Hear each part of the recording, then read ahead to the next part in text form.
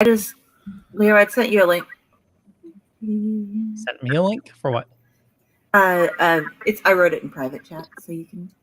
The fall and the rise of X. Yes.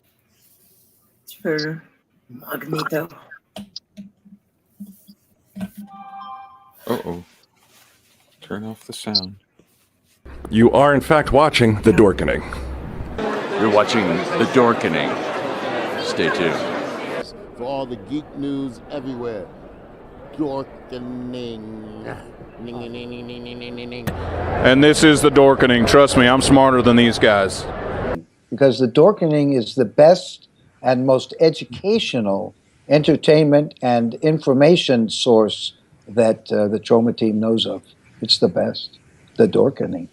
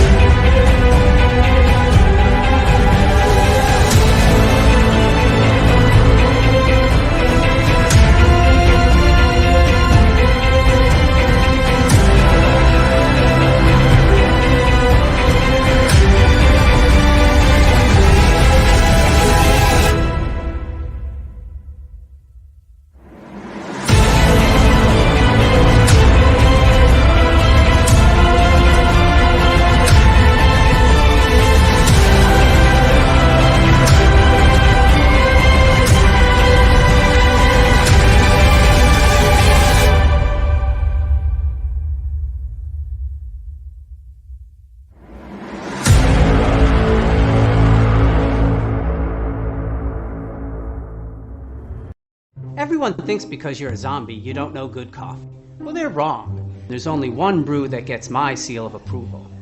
Deadly Grounds coffee is my guilty pleasure. The aroma is so intoxicating. It brings all of my neighbors out of the woodwork. Deadly Grounds coffee. Coffee to die for and zombie approved. It's good to get a little deadly. Use the front door! Oh, they're so disgusting. I saw that, Jar Jar. Use the front door. Hey, Tom Dog, how's it going? Hey, you are watching Splash Pages this Tuesday. Is it Tuesday? It's Tuesday. Okay. Yeah. Anyway, you know, this is going to be a fun show. Hashtag Poopgate. I hear a theory that poop is not real. The poop is not real. The poop is not. You heard it here first. The poop is not real. Wait. Who the fuck is this? Is this guy? Okay, like pooping in NYCC. This is ridiculous. Interrupting our banter and intros, shitting on us. Again, it's like it never ends. Well, anyway, we got a fun show scheduled for you. As always, we're going to be talking about Scooby-Doo Apocalypse, a bunch of stuff from New York Comic Con, and just having a fun with it. And, you know, we hope you're having fun with us, too. And looks like a bunch of you are already watching. So, you know, let us know. Say hi in the comments. Anyway, we'll get back to Jar Jar. How's it going, bud? Hey, I'm gonna drop the dew and talk to everybody about Scooby Apocalypse tonight on this episode of Splash Pages. I forgot what I was on for a second. Whoa. Yes, and I brought a sweet shirt for the whole thing. Mm-hmm. Oh, because it's chilly. You've gone from sweating up there to freezing up there. What was that? Oh, he literally froze. Yeah. It's so cold. It's so cold. I froze for a second. Yeah. And Drew, how's it going? Zoink, Scoob! We're on Splash Pages. Oh boy! Hey everybody. I switched to Shaggy Green for this because I like to prove to somebody that I do believe in more than just black graphic tees in my wardrobe. Yeah, we got a lot going on. There's a lot of great stuff that came out of New York Comic Con that not a single one of Splash Pages went to, but I saw so many people had a great time that I know and care about. There's a lot of news. We got a great book. And there's something else that's very special about this episode, but I'll let someone else on this show go with that. So, next. Carrie, how's it going? Going good. Hey, everybody. Happy Tuesday. It is Splash Pages time of Face Fuchsia Poop Share, Face Fuchsia Poop Share. I'm going to quit trying to read that. Hey, Tom Dog. And I want to welcome, my mother got me this for my shows this month. Aww. Aww. I won't keep playing with him, but we do have Frankenstein's monster here with us to visit. So put that Frankie down. Finish my intro. Okay. He's keeping the squirrel company. They're buddies now. They're gonna go drinking together though. So move on up. Velvet.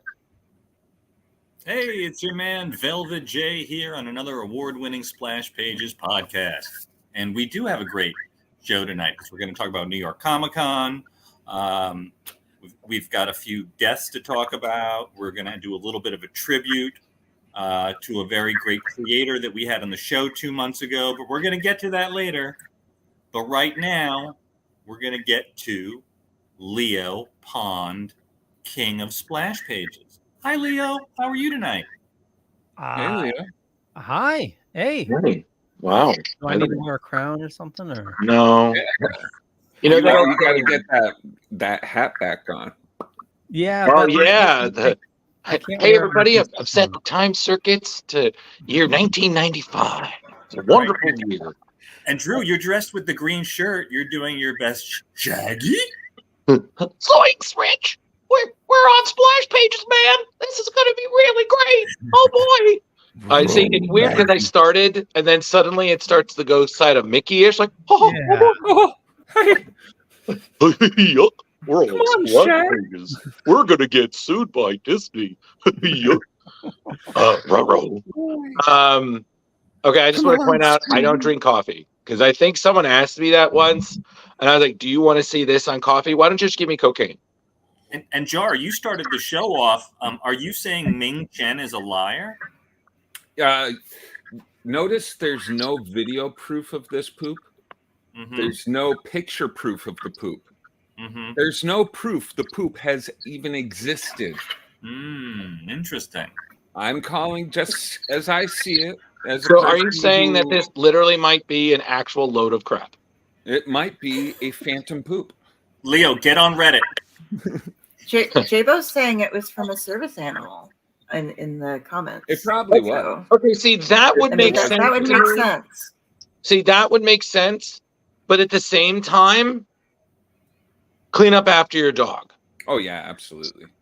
You know when your dog's dropping. Because I was thinking, I was like, how the fuck is a human being going to be able to, in New York Comic Con, be able to pull down their pants, drop a deuce, pull back pants up, and then walk away without anyone noticing, much less. I was like, no.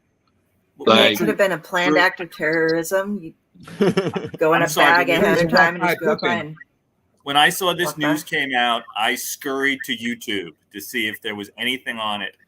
And apparently there was a video from a couple of years ago where a guy did his business in a mop bucket while the guy was mopping and a little fight ensued. So Yeah, apparently it can happen, Drew. I'm shocked. Or it was all a Baby Ruth, really. So I think Jar Jar, I think you're right. There are a couple of people on Reddit saying it was a service animal. Okay. All right. Still gross, but that's a little bit more understandable than somebody just dropped a deuce in NYCC. We've all seen those videos on YouTube, though. Like, there's some sick people out there. Two girls, one cup. I don't. No, like Let's people not like talk about it. Screw the news. Yeah, you might have seen all those videos. Don't Face facts, particularly it's just really crappy. It's time for the news.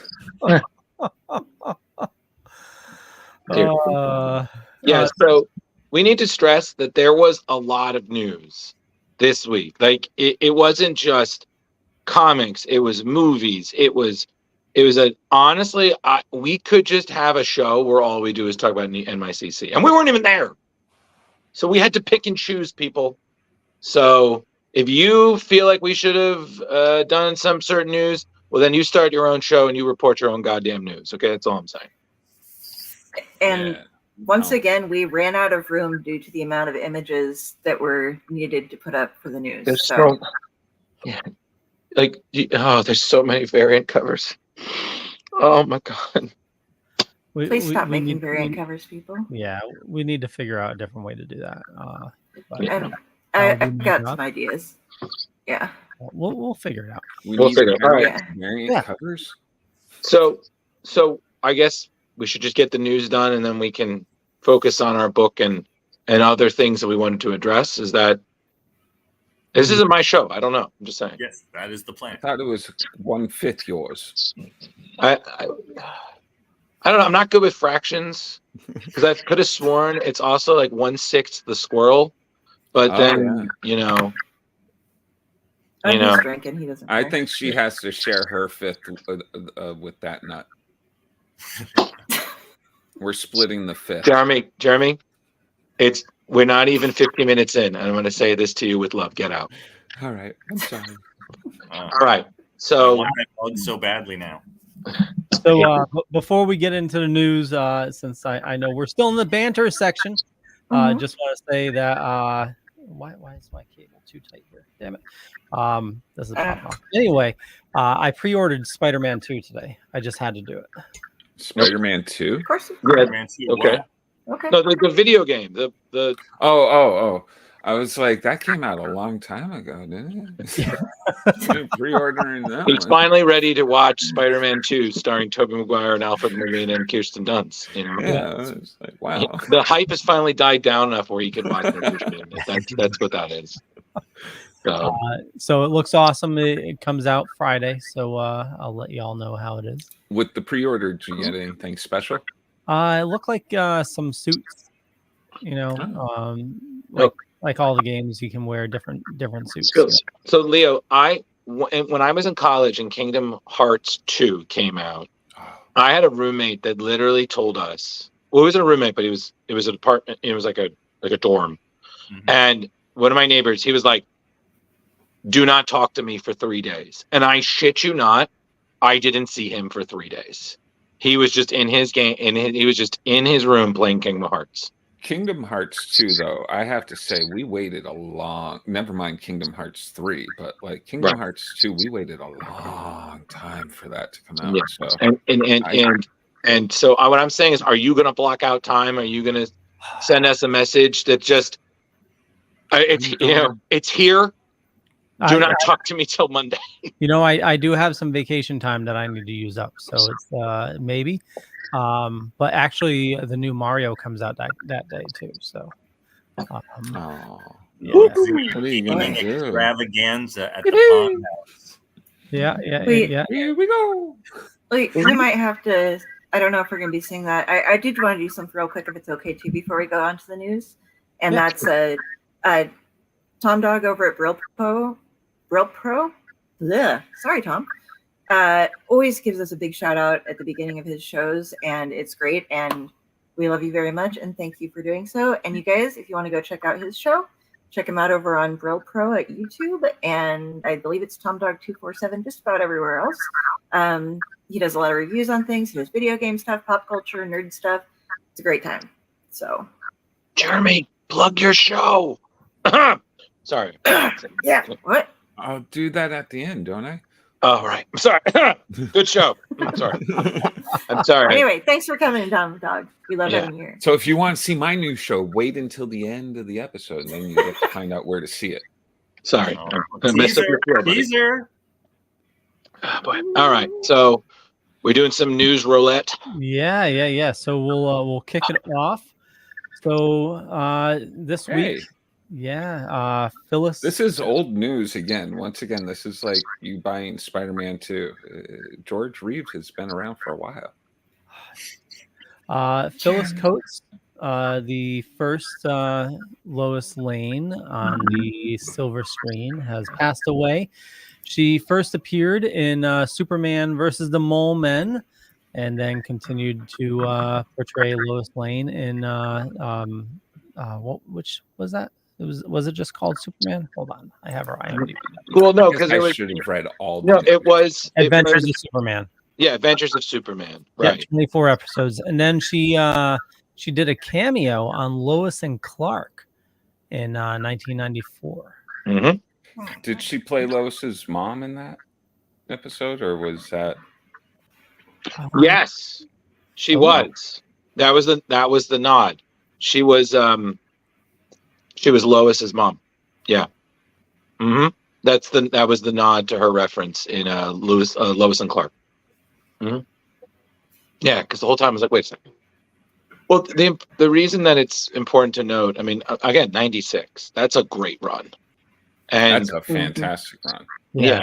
And that was and I couldn't believe this because I saw the same thing, Leo. She passed away at the Motion Picture and Television Country House and Hospital in Woodland Hills. I was like, that sounds like old Hollywood where you go to die. Yeah. I was just like, I just imagine old Jimmy Stewart. That's where he went when it was his time. Just, okay. Well, I guess it's time for me to go. All right. Well, I mean, you figure some of these older actors and actresses, it's definitely really sad to see them, in their final years. I remember at Super Mega Fest, I can't remember his name, but he was, what was the show Gilligan was on before Gilligan's Island? Oh, it was like Gilligan's Island? No. Was it McHale's Navy? No. Lost in Space? Might have been somebody from F Troop. And so the guy had to be pushing like 100, and they just wheeled him next to a table and like left him there, and yeah, it was like That's horrible. It was.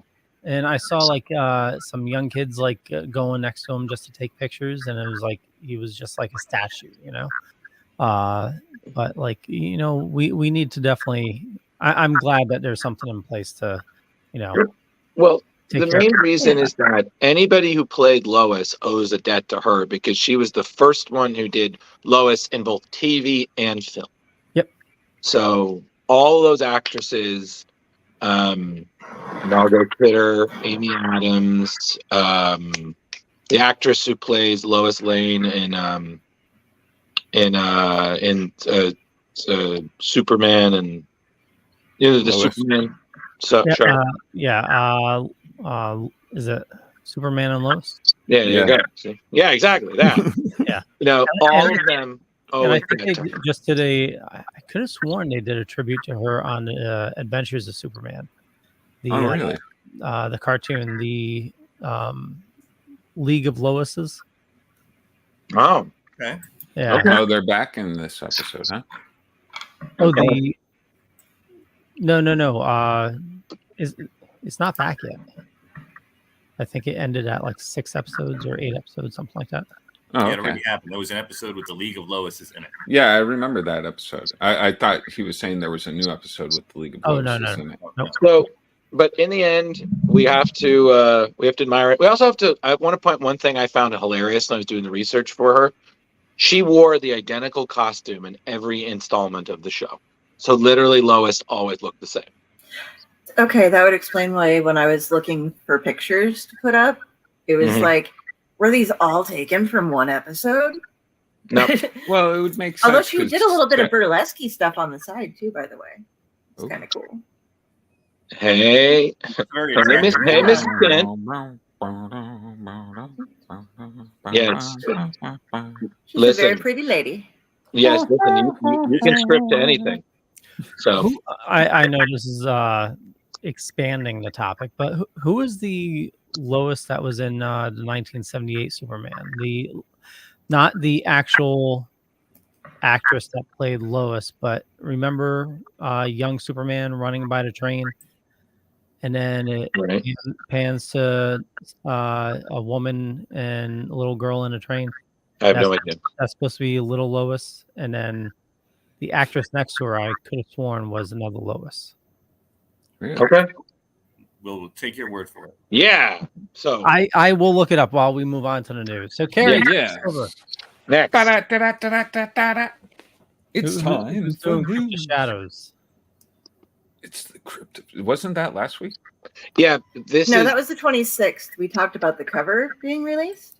Mhm. But now they've dropped at New York City Comic Con some more information about it.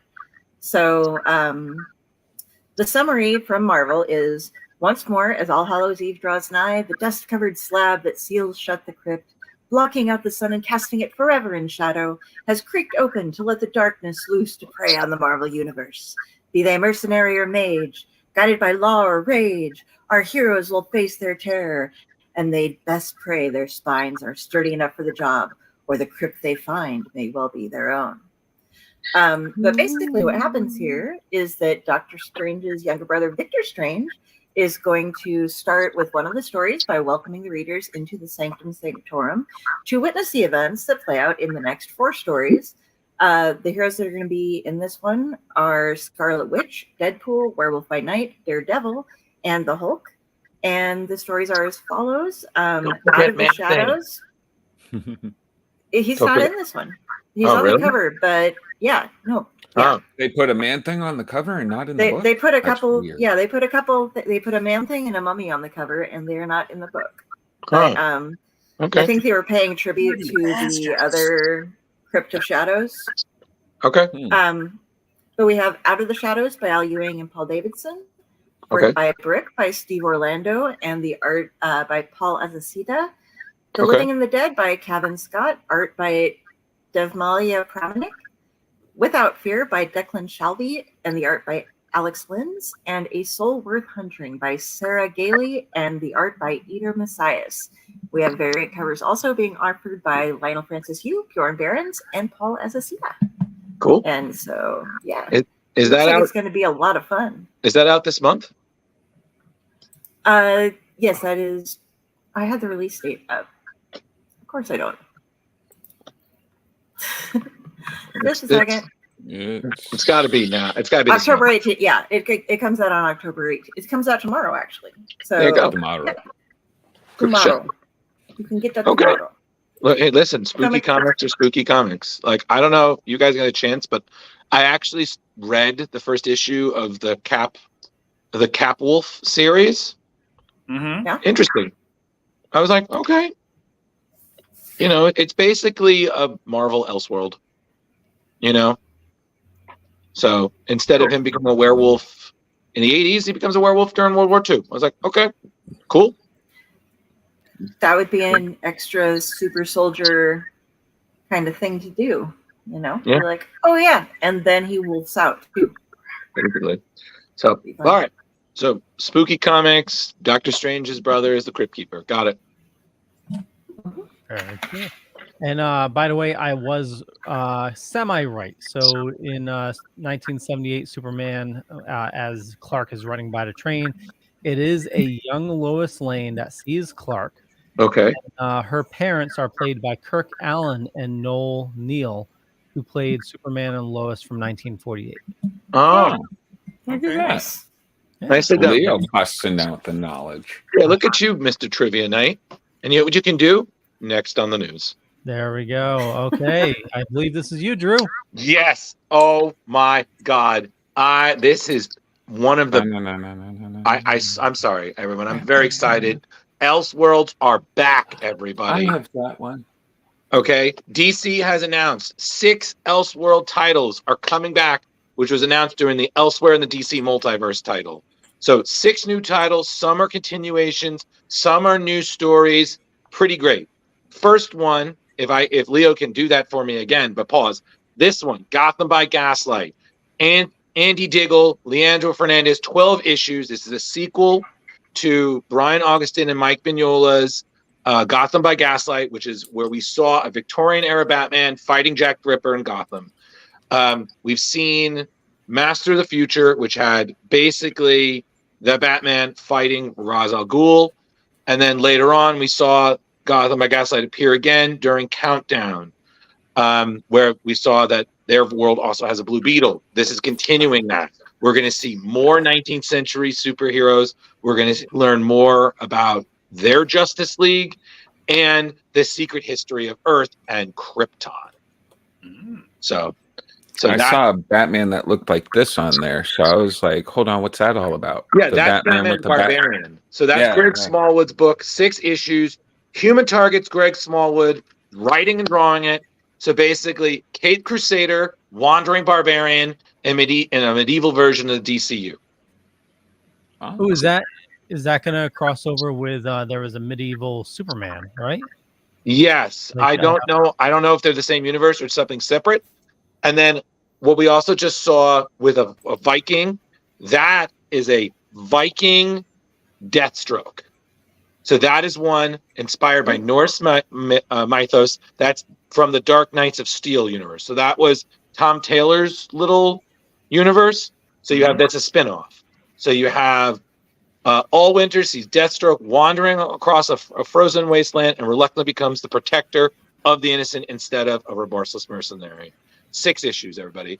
So the next one was Leo just showed Green Lantern Dark, Tate Bromwell, Weather Adera, 7 issues, alternate universe. Evil has destroyed a sunless Earth.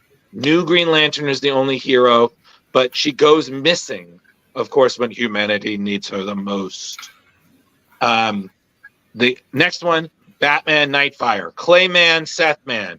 These 2 brother team, as we remember from Batman Catwoman, Clayman returns to Batman in a world where Batman has a secret that's so important he would rather Gotham burn than reveal his secret.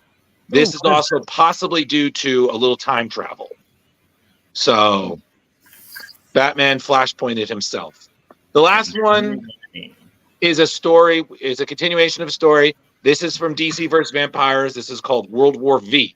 Matthew Rosenberg, Otto Schmidt, 12 issues. This is the sequel to that popular series. So essentially, we see humanity is starting to kind of beat back the vampires as the world has been without sun for so long. But now the biggest threat is an undead Barbara Gordon, who is now the greatest threat to humanity. So all of these are going to be out 2024. Personally speaking, as an Elseworlds fan, some of these I'm going to check out. Some of these I might read. I think 1 or 2 I might skip. So what do you guys think? Did any jump out at you? Barbarian, Batman, and Batman by Gaslight are 2 that I like to go back and check. Yeah, definitely. The Barbara Gordon angle sounded interesting. I feel like I just watched in Justice League War World sort of a Batman like that. So I don't know if I need to see another interpretation of it. Yeah. What about you, Carrie? Go for it. All the dark Batman stuff. I mean, I can just read Batman like nobody's business. I don't know why. It's an easy darkness to float in. You can get really deep there sometimes, but it's Batman. You know where you're at in the universe, even if it's really, really dark. So. And what about you, Leo? Well, I think it's kind of crazy that of the 6 stories, 3 of them are Batman stories. Well, come on. Yeah, that's it's like that's sex fair. sells, Batman sells. Yeah, yeah. I mean, come on, man. No, I enjoy it. I'll definitely check out the Batman stories. The DC versus the DC Vampires one. I tuned in and out for the last one, but like Vampire Barbara Gordon, like you know, isn't the vampire Supergirl like worse? I would. We'll see. Well, how does she feed Why on is it always sunlight the if she's women a getting it? vampire? I don't get it, but that was one of the covers. Oh, that's they true had, too. so, Yeah. Listen, guys, There's some suspension science there. disbelief, comic books. So, Well, also next time she's invulnerable. Like, was it like a vampire with like kryptonite teeth? You know, like. Good point. I don't know what to tell you, Leo. But magic's an issue for Kryptonians, Leo. Boom, magic. So there you go. But yeah, so Elseworlds are back. I'm super pumped. They're all going to be debuted sometime in 2024. Hell yeah, about fucking time. I'm good. Next. Ooh. Thunder. It's All not right, my so story. That is me. So Dynamite Entertainment is putting out a series of comics, and I'm sorry, I'm checking my notes. Here they are, including Thundercats, Flintstones, Powerpuff Girls, Wizard of Oz, and more, coming to Dynamite in 2024. Oh, cool. So they're just going to be moving forward with the series with new storylines and new artists, and we'll see what they've got to show us. We've got on Thundercats, we've got the writer is Declan Shalvey and artist Drew Moss, and the letterer is Jeff Eckelberry. Okay. So that is the first series they're going to drop, and then after that, they're going to continue with some of the other licenses that they've just acquired.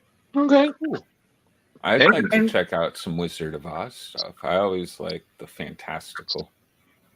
Yeah, that looks like it's going to be good. You should check out some of those Return to Oz comics. You know, I know Scotty Young did a lot of that, or like a Return to Oz. I heard they're pretty good, and they're really more accurate to the book than they are the movie. Oh, really? Yeah, check those out when you get a chance. So what are exactly the implications with Dynamite picking up some of these titles? Because didn't let's Dynamite and Warner Brothers, but didn't they used to pull some of these? Weren't they initially printed by DC? I thought and Marvel. They get these licenses get handed around a lot. Yeah, I know Powerpuff Girls was with IDW for a while. Thundercats has been with Marvel, DC, Image. It's made its rounds. Yes, it is. Whoever wants to write it for the while will just grab it and go.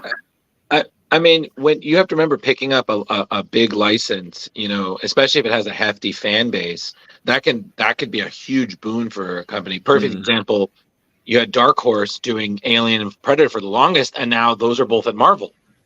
So, you know, it's a loss, but it's also a gain for whoever gets it. Yeah. But it's like Jar said, they come and go. So, all right, Dynamite picking it up. Dynamite. Awesome. So next one's gonna be me. So so Jason Aaron, who's currently on Marvel's Avengers, and apparently he did a really good Thor run. That's a crazy Bizarro. I know. He's going to be hopping over to Action Comics in 2024. He is going to be working on I, Bizarro. It's going to be a 3-issue run. The artist is going to be a John Timms. And let's see. Apparently, the current writer has been working on Action Comics since 2021. And Jason will be taking it over in 2024. And let's see, what was it? Well, Leo, if I can piggyback on that for just a hot minute. Yeah. He just wrapped up his Avengers run. We saw that he's going to be writing Batman at some point as well. And he's joining what's called the DC All-Stars. Or actually not DC, it's Superman All-Stars. So it's he's part of a first phase. So you have that, and then you have the next arc, which is Joshua Williamson and Rafa Sandoval. So it's a crossover. So that's called the House of Brainiac. So that starts in April 2024 with Action Comics 164. And Philip Kennedy Johnson is wrapping up his run, and then Jason Aaron's picking up from there. Yeah, and the Brainiac looks like there's going to be a bonus Lobo story as well. Yep, absolutely. Interesting. I'm gonna hop And, on comments real quick. What's that? I'm gonna hop on comments real quick. Okay. Yeah, Tom Dog saying the Thundercore. Thundercore. Thundercore. Oh. Yeah, that artwork does look awesome. Yeah, Right. that Mumra, if that's Mumra, looks fucking scary as hell. Yeah. Well, Jar, you got a sword now. You're good. Yes, yes. Axe. I need a glove though. What is that thing called? Infinity Gauntlet? No. No, I have Power no Glove. Infinity Gauntlet. No, Lino's glove. Yeah, Oh. Lino's Oh. glove. The I don't know what Gauntlet they of call that. Thundera. The Beastmaster's I'll Gauntlet. go with that. The Gauntlet of Thundera. Okay. The Power Glove. It's so bad. It is. Don't get one. But yeah, Shit's so junk. basically piggyback on that, Jason Aaron is at DC now, and considering all the great work he did at Marvel, that's a big win for DC. So And Bizarro. I love Bizarro. I love Bizarro World. I love everything about Bizarro. You mean you hate Bizarro? Yes, yeah, it's true. Well, yeah. Me hate Bizarro much. There you I go. never want to see Bizarro. I'm not even going to talk about. I'm getting flashbacks to All-Star Superman. I was like, oh god, I'm getting a headache. Yeah, sorry about that. Nice. All right. Me hurt so- your head. Me know what next perfect. story. Yeah. Moving on, I believe Carrie, this is yours. Oh yes, this is awesome. This is brought up by a couple of people. This is a big, exciting thing.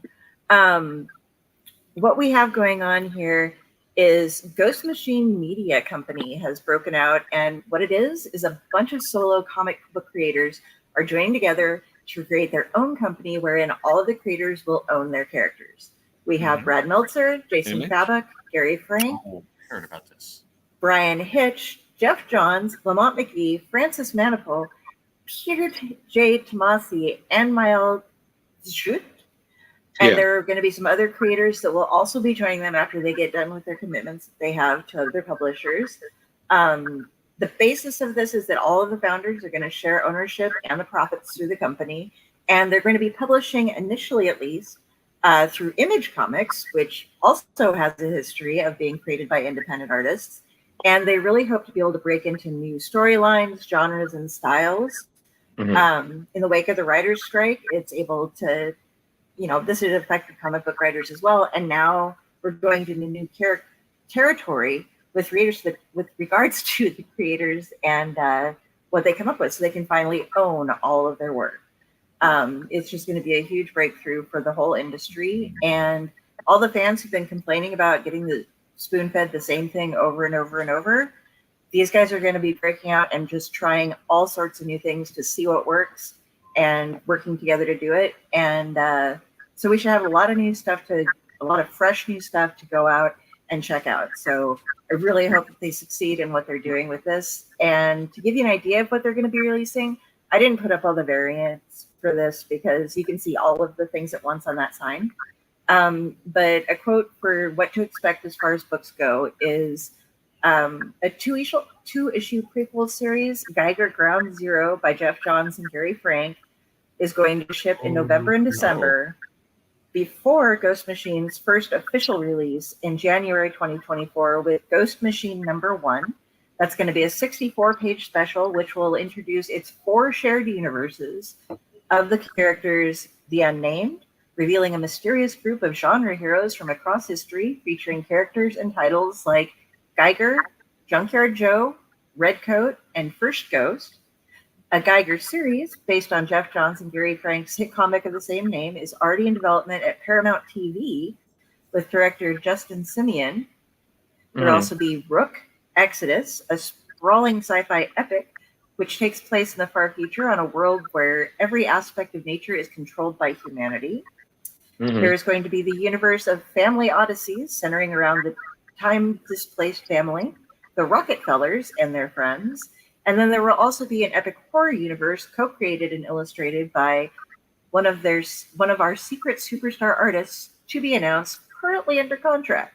Following Ghost Machine #1, Ghost Machines titles will begin shipping in April 2024 with an all-new ongoing Geiger series, Redcoat, and Rook Exodus. So that's what we can expect from them starting out. It's just who do we think the hot artist is?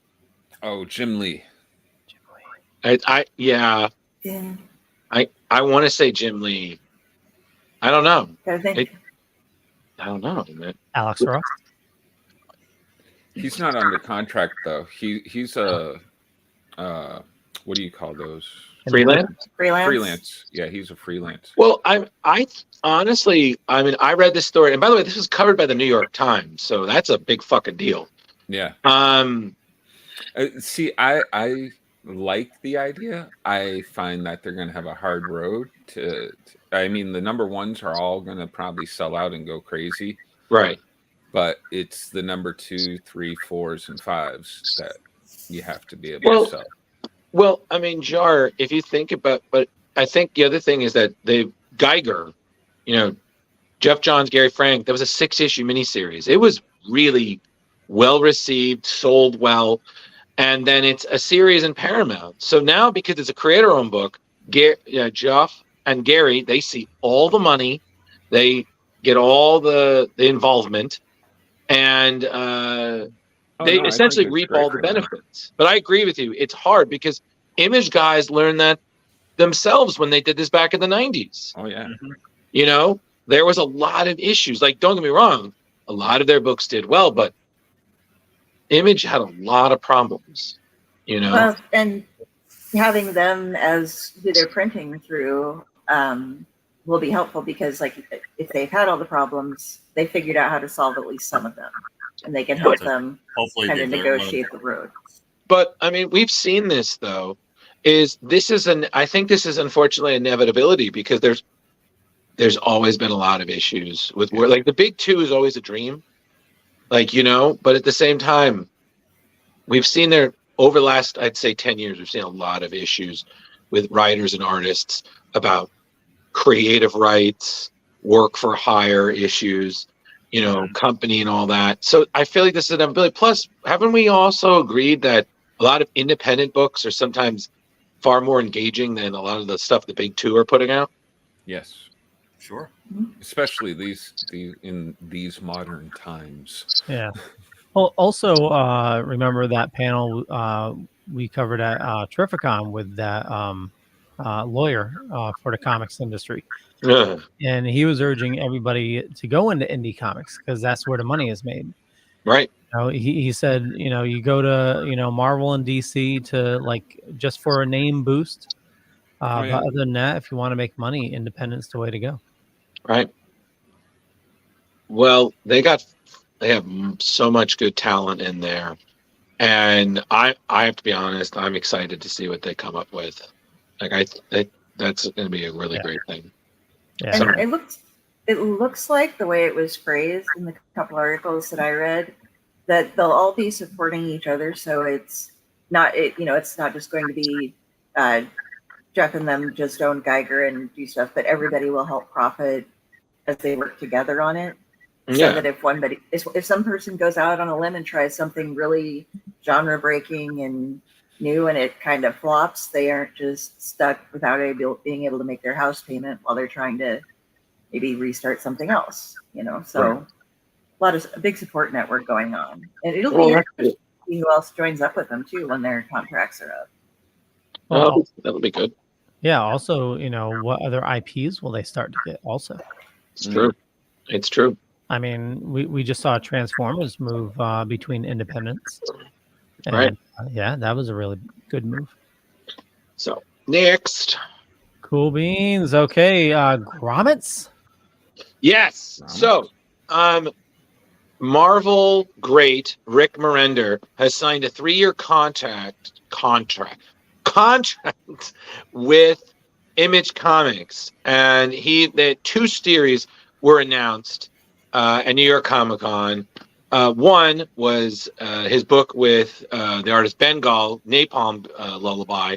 And then this other one by Brian Posen and Brett Parson called Grommets, which has essentially been described as an 80s infused coming of age story involving skateboards.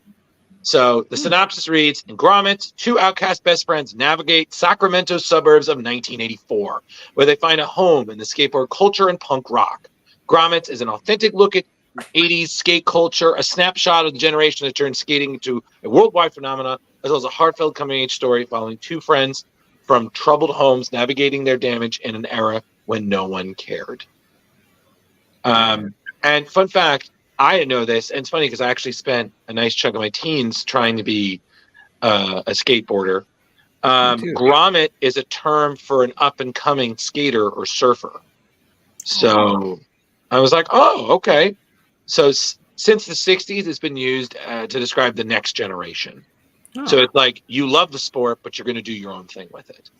I thought it was like one of the parts to the skateboard. Grommets are therefore like banners. It's like the little round. Yeah, the little round thing. But I thought like a new person was a poser.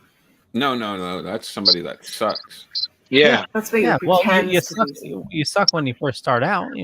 Well, you're in shape when you first start out. My kid doesn't suck. My kid's not a poser.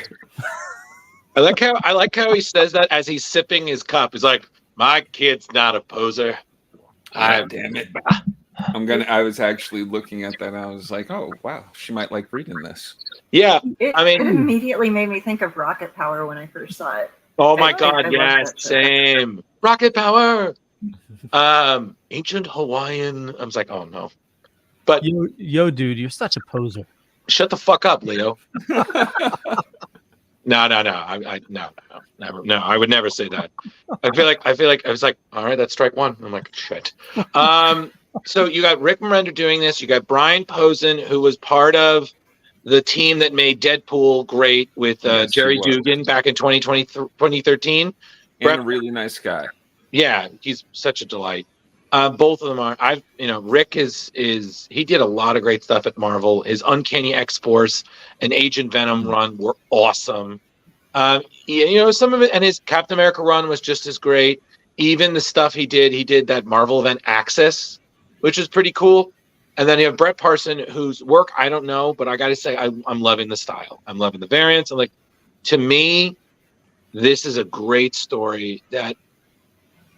Again, this is another reason I love Image, because they like telling stories you don't typically see, and I'm like, yes, we need more of this.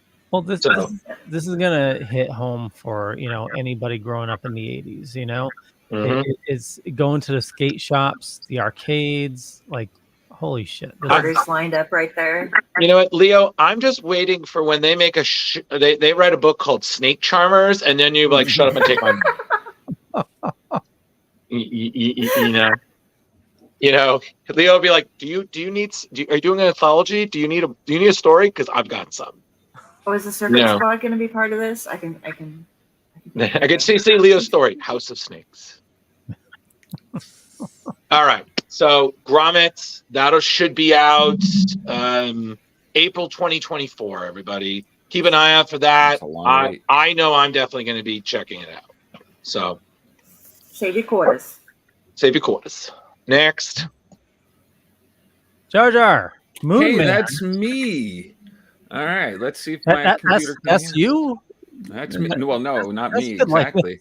But get ready for a cosmic adventure like no other. Kid Cutie, also known as Scott Mescudi, the mastermind behind groundbreaking music, is now taking us on an exhilarating journey with his upcoming comic book called Moon Man. Co-authored by Kyle Higgins and brought to life through the stunning artistry of Marco Licauti and Igor Monti. This tale follows astronaut Ramon Townsend as he becomes a hero, saving his crew during a perilous moon mission. But there are secrets hidden in the shadows of the fateful journey, and they're about to reshape Ramon into something extraordinary. Unveil the mystery of Moon Man next year. It's a collaboration between Image Comics, Black Market Narrative, and Mad Solar that promises an out-of-the-world experience. Okay. But it looks really cool. The person writing it is a hip-hop artist who's done quite a bit in the industry. Yeah. Bringing it to a more modern feel. What artist is that, Jar Jar? Kid Cutie. Oh, okay. Yeah, but AKA Scott Mescudi. Yeah, but I like Kyle Higgins. Also has done some great work. He did some early Batman stuff with Scott Snyder back in the day. He also was on Batman Eternal. He was one of the writers in part of that team.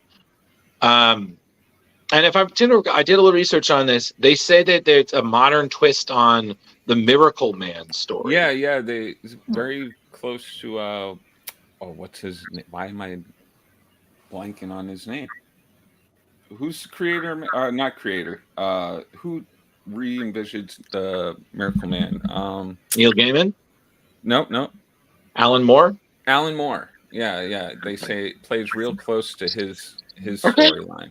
All right, that's pretty dope. I mean, listen, it doesn't surprise me. It's Image, and listen, we've seen a lot of hip hop, a lot of musicians really are big comic fans. Well, especially over the past few years, a lot has come out of the music industry into comics. I'm kind of shocked. Like, I always sit there and wonder when, you see the variant hip hop covers or the variant whatever covers. And I get a little bit like, because you get worn out on variants, you're a little bit like, what's this got to do with comic books? Right.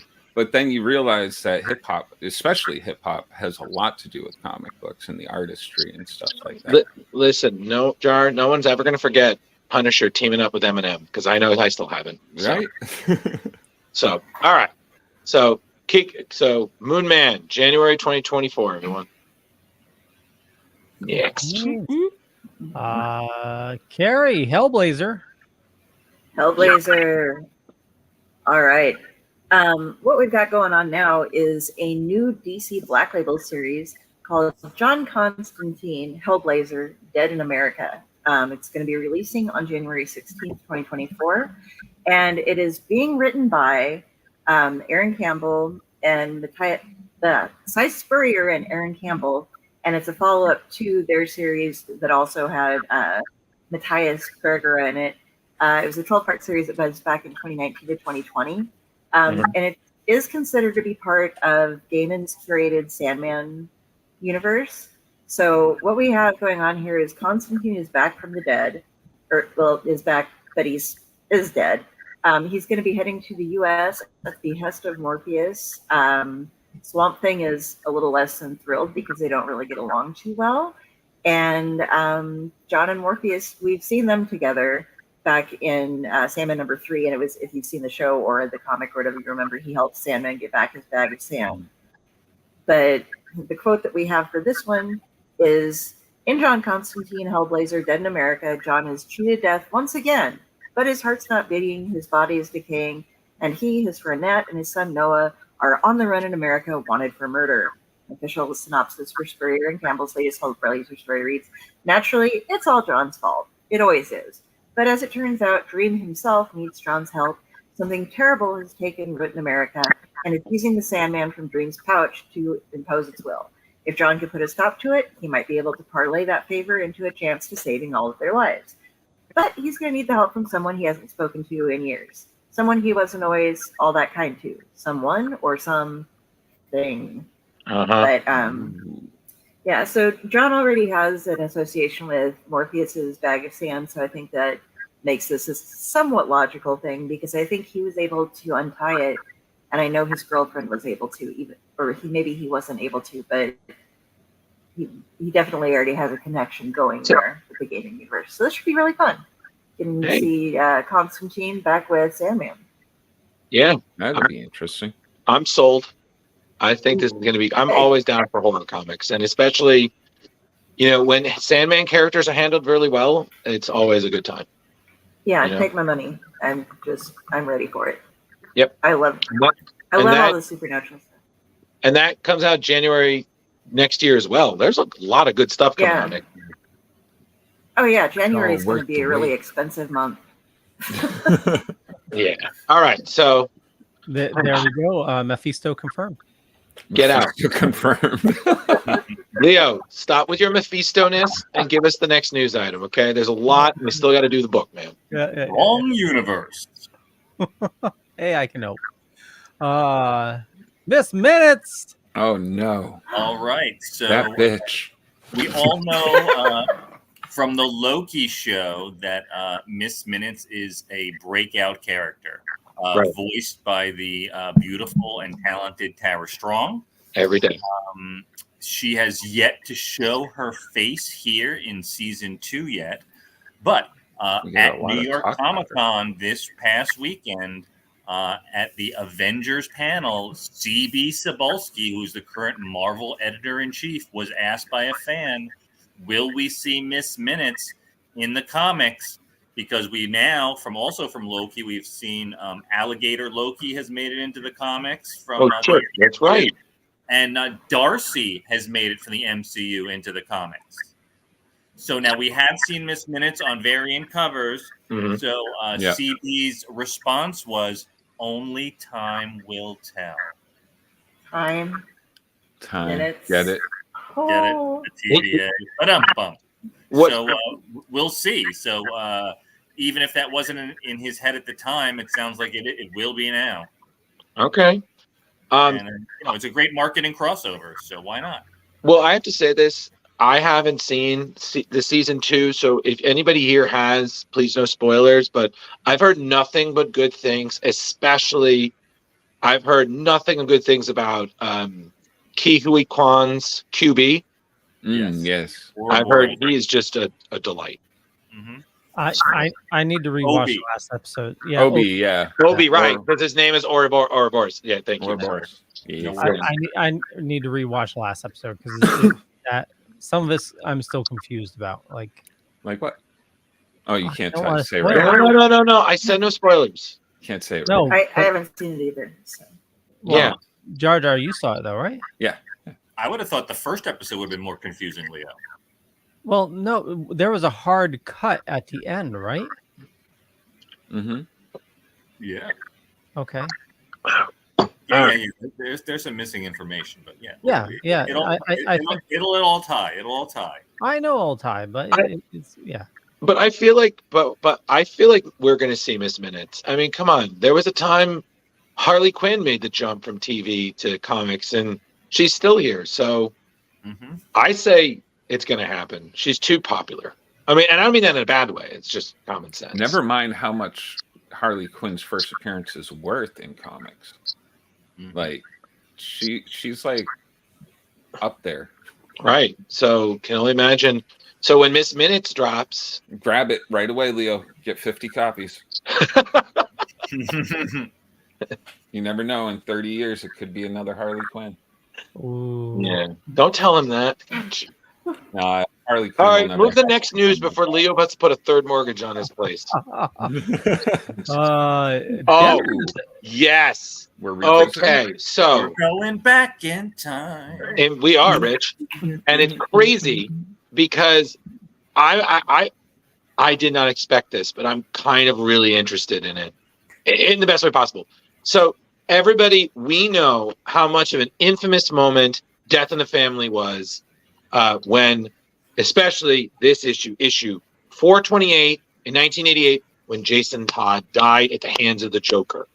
Now, in 2023, they're going to be republishing it, but now we're going to have the alternate, never before seen unpublished ending where Jason actually survives.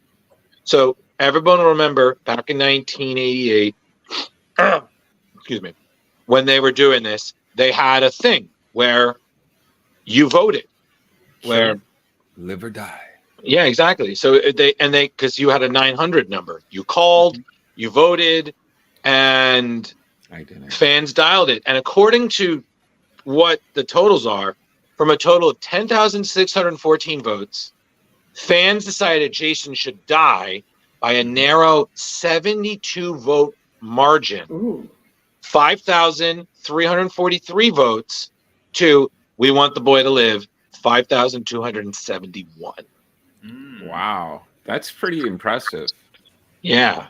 To know that there was that many people that had a heart in them. They were like, let them live. Well, What's I mean, wrong with you? and remember, he was one of the longest deaths that stayed. I mean, Oh, now yeah. we all know he gets Yeah, brought back as Red Hood, and he's had an ongoing relationship with Batman ever since, as Leo pointed out in other shows, with whatever Gotham War is doing to that. So, but disregarding that, because I don't want to set Leo off. He's been so good. I feel like we should give him a cookie. I liked it. So we're gonna get to see. Wait. You liked what, Jar Jar? The newest issue. Okay. Please don't. Okay. Let me finish my story. You read the rest of it yet? Yeah. 138. We'll So- get to the news, and then you guys can have the discussion. Thank you. So, if you are curious to see how Jason Todd didn't die, what's called a faux simile edition of Batman issue 428 by Jim Starlin, the dear late great Jim Aparo, Adrian Ray, Mark DiCarlo, and letterer John Costanza, December 12th this year, everybody. I actually might get a copy because I'm actually curious to see how it really ends. So that's true. I don't know about you guys, but I own this comic. I have it signed, I have it.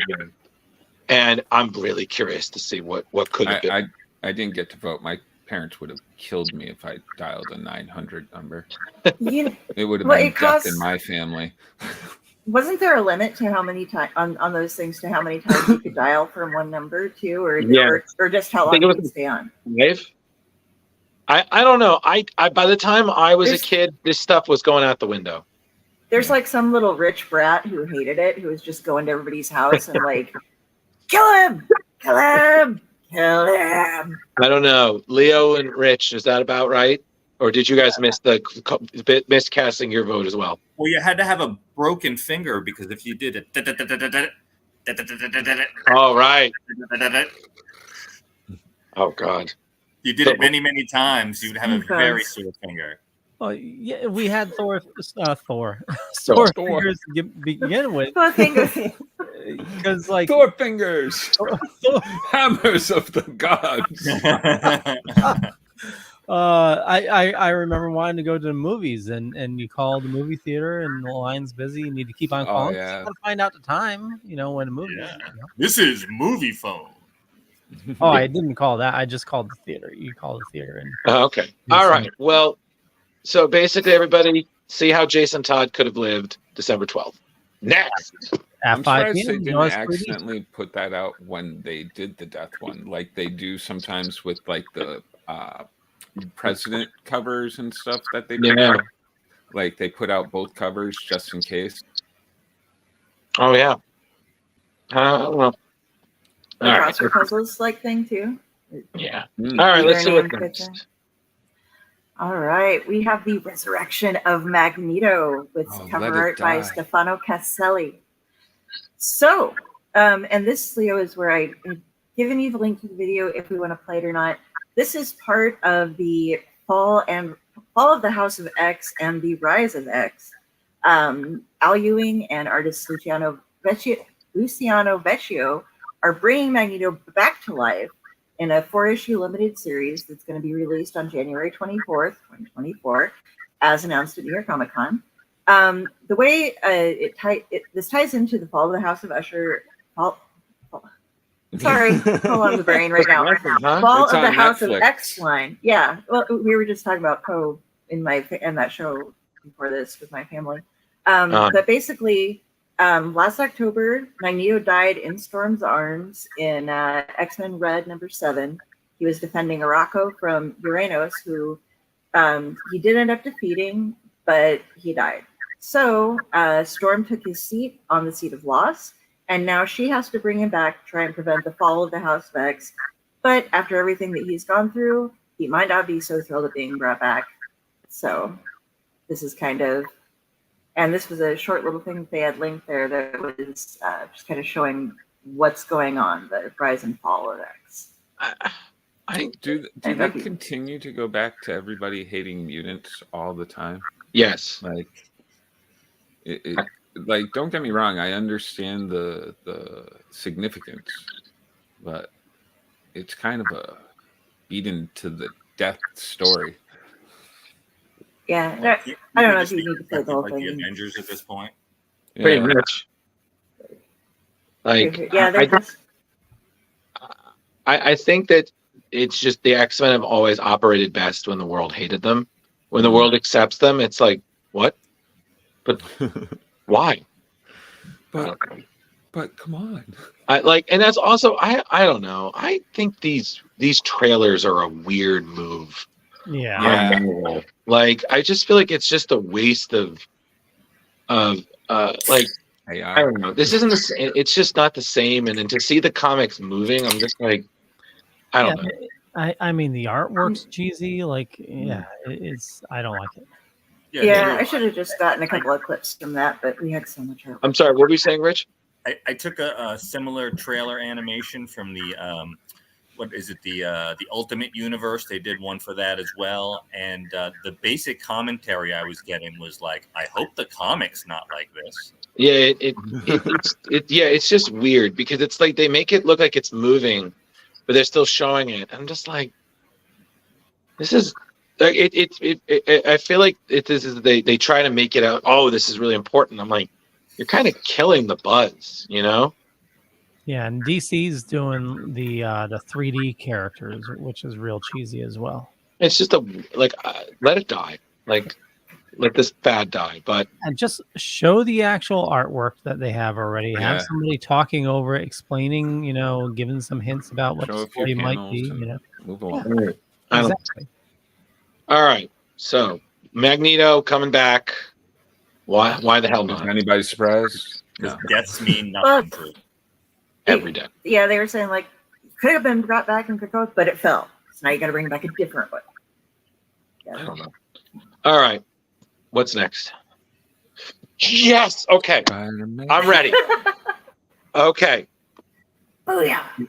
The official now we've been talking for a while that they're relaunching the Ultimate Universe. We saw this at the end of the Ultimate Invasion.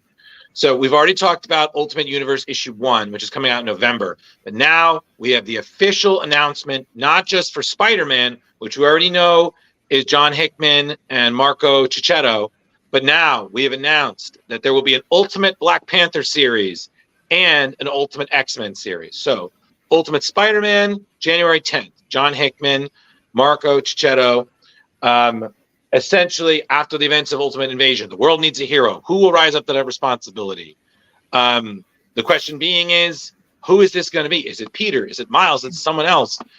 Hickman did tease. He said, Ultimate Spider-Man is a book I never thought I'd be writing.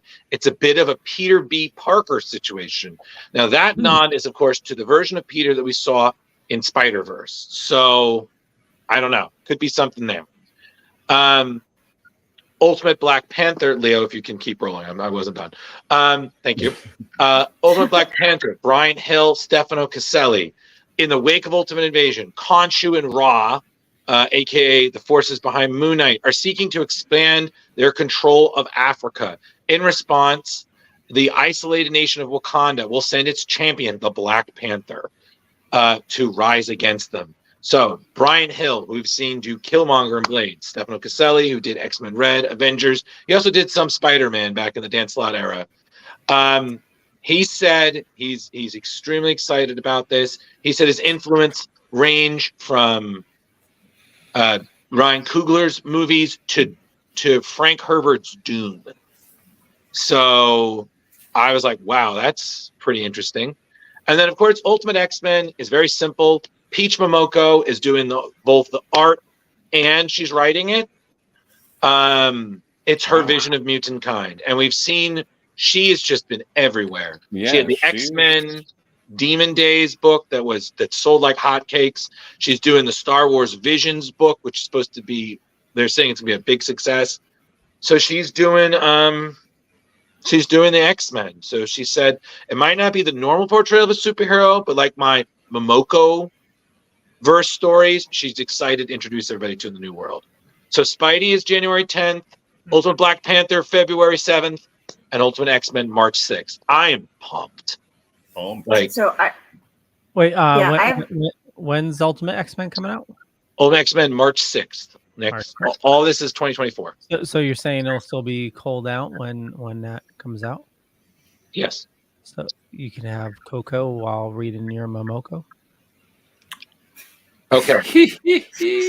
I said this to the one ginger in the show. Leo, you I'm be gonna say this loco. to the other ginger in the show. Get out. Okay. So what does everyone else think? Leo I have can't not talk read right now. He's Ultimate on Invasion timeout till number next 4 week. yet, but I'm excited to see what happens. Like, bringing in the whole, like, oh, the master has gone and just, like, wrecked shit up has got me really excited in Invasion. And so I was looking and be like, how could he get into Wakanda? Oh, shit, he already did in the other world, so that would maybe some of the things that he did that they thought were redundancies.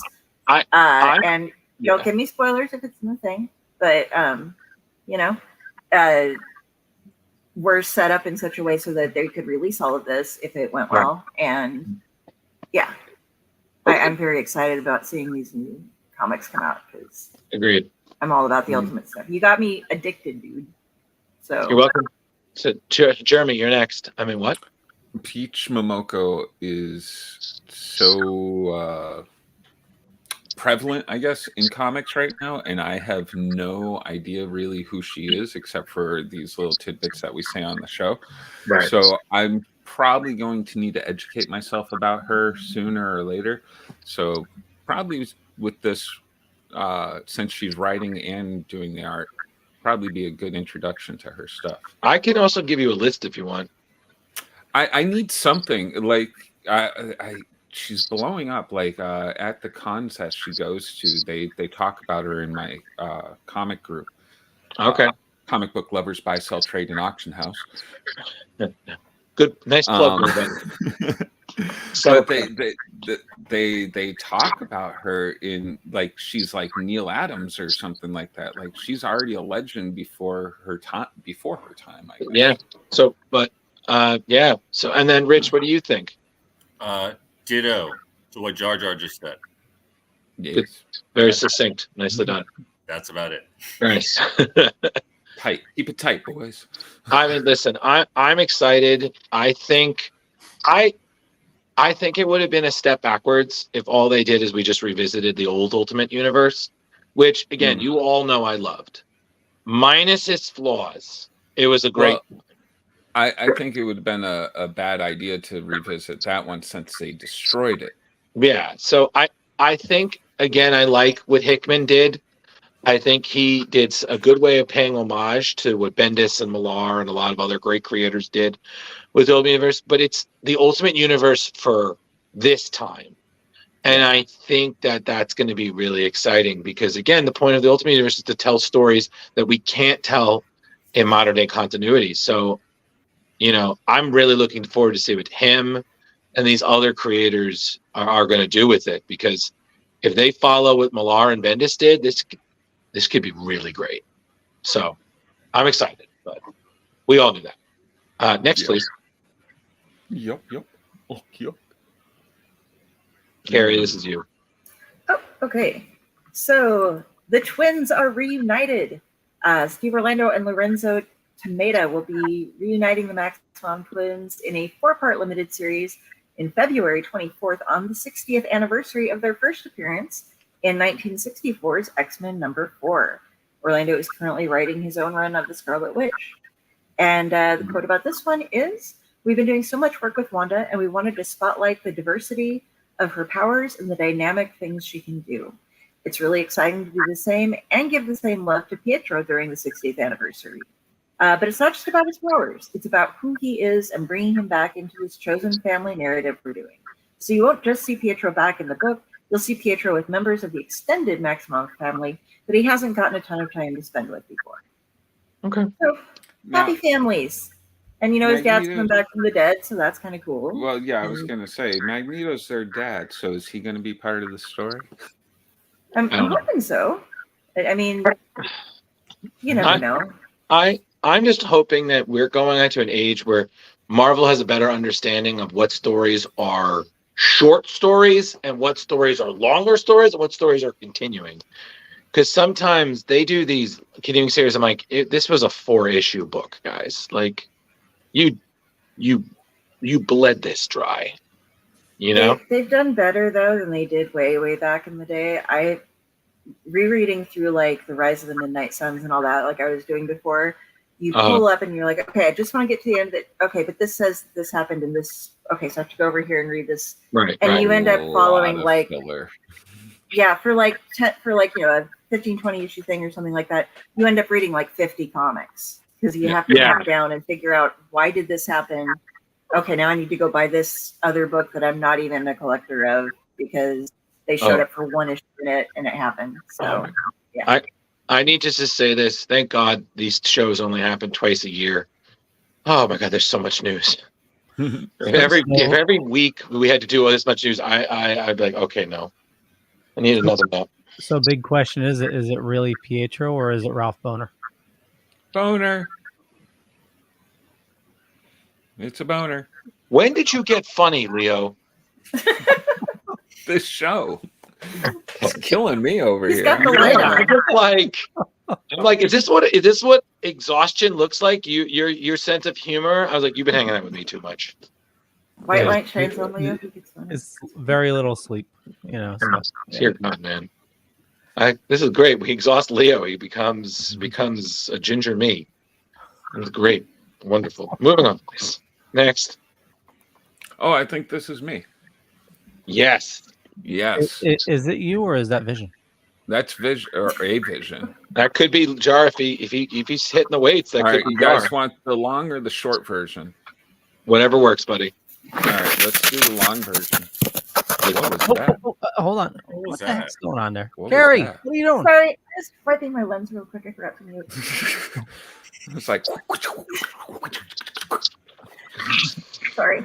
All right. So back in 1994, it's time to hit the Wayback Machine, ladies and gentlemen. The iconic characters of Marvel Comics burst to life through the unmatched artistic talents of Greg and Tim Hindlebrandt, two celebrated luminaries in the realm of science fiction and fantasy. Their creation, the unforgettable Marvel Masterpiece 3 trading card set. Now, I don't know if you guys were big fans of the trading cards back in the day, but I collected a bunch of them. I think I still have a few Trapper Keepers full of them. As we approach the 30th anniversary, Marvel Comics is preparing to pay homage to this artistic brilliance. They are set to proudly unveil a spectacular collection of variant covers adorned with the breathtaking artwork of the brother Hindlebrandt from Marvel's Masterpiece 3, featuring over 150 exquisitely painted illustrations. These iconic artworks showcase the brothers Hindlebrandt's unmatched mastery of the Marvel Universe.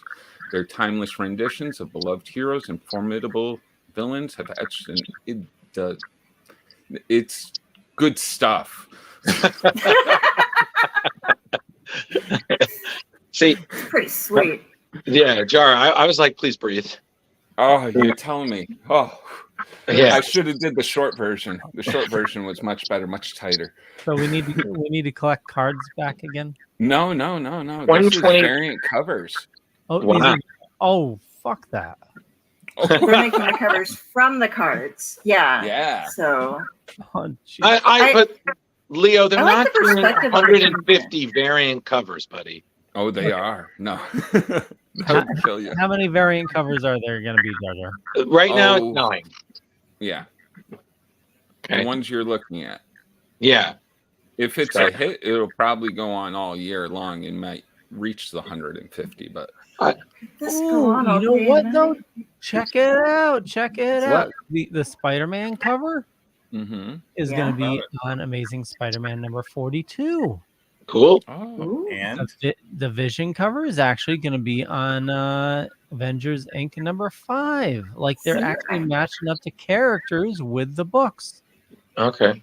Unlike putting the Avengers special covers on Amazing Spider-Man. What's the You're really pink one? you're really still bitter about that, aren't Oh, you? we get angry Yes. on this show. Angry. Urgh. Hey, Tinker. I'm taking over for just a second because I wanted to see it. I thought everybody else, they have him jumping in the air and doing something. And Luke Cage, Gang Wars. Oh, shit, said it.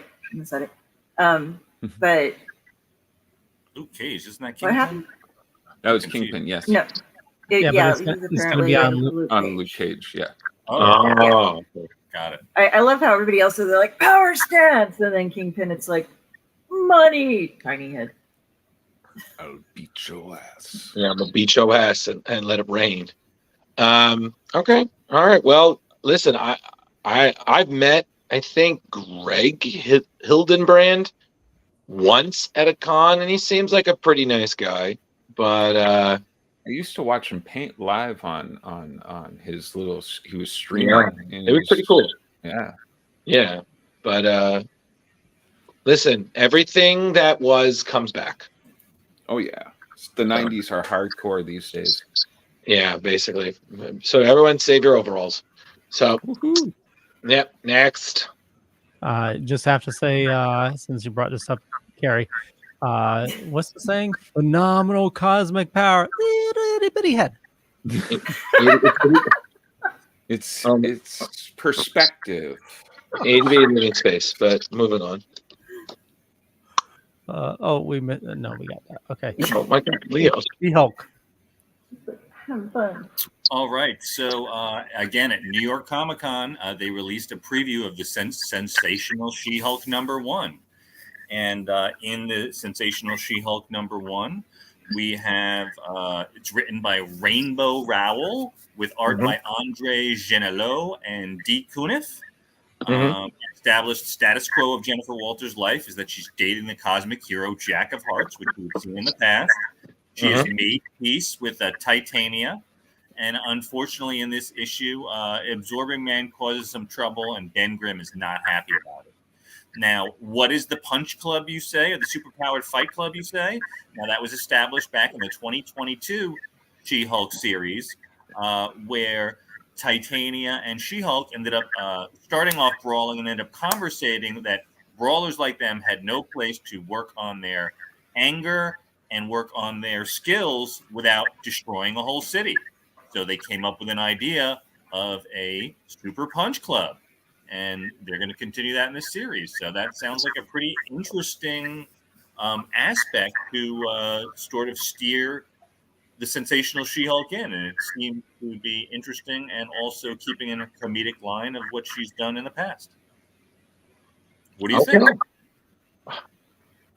It makes sense to have a nice punch-out group if you're just, because like you have to get the adrenaline going all the time. Otherwise, you're going to be out just, looking for starting crap with somebody who can't hold their own against you. So having everybody who wants to get in and do this super training, it sounds like a fun time. Yeah, absolutely. Absolutely. Yeah, I think it's a great idea. And it also makes sense because you have so many super powered people in the Marvel Universe, much less Marvel Universe, New York. It's kind of nice you have a place where these people can duke it out and they don't have to worry about extensive property damage as well. So I say absolutely, it's cool. Absolutely. Tony Stark doesn't always want to be writing those checks. Yeah, right. Yeah, exactly. Clean up after yourselves. Yeah. Yep. So look out for the new Sensational She-Hulk coming to a comic book store near you soon. Yep. All right. Well, I think that's it for the news items. We do. No way. Wow. I know. Before we get into the book, do we want to touch base on somebody that we lost last week? You know what? Rich, we'll let you take this one.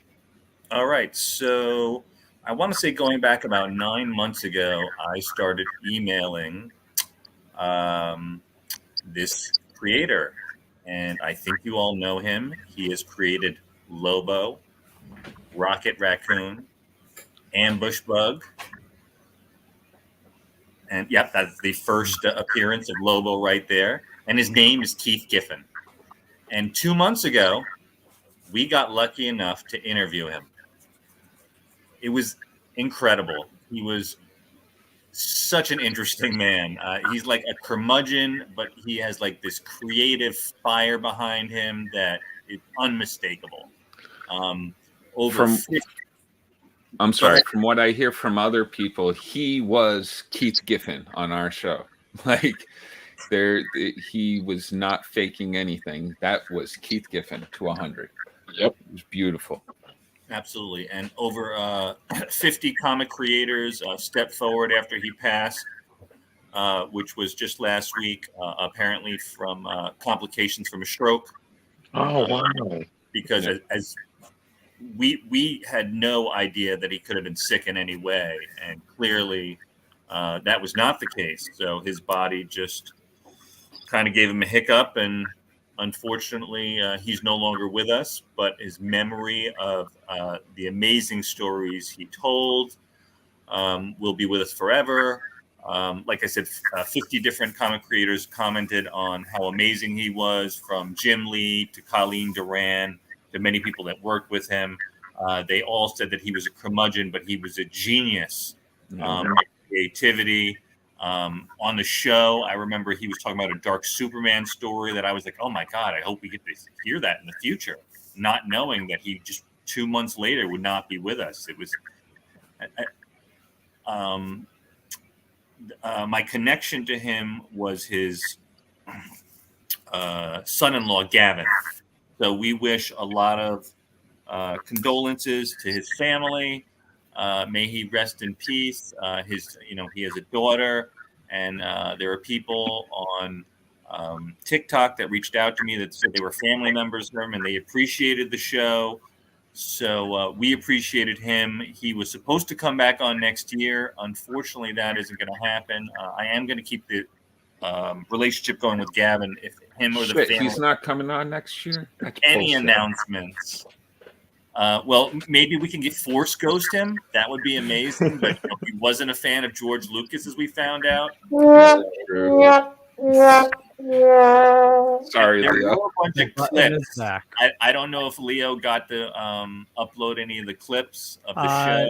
Yeah, since they weren't in the right format, I had to try to find them in the video. So I did find some.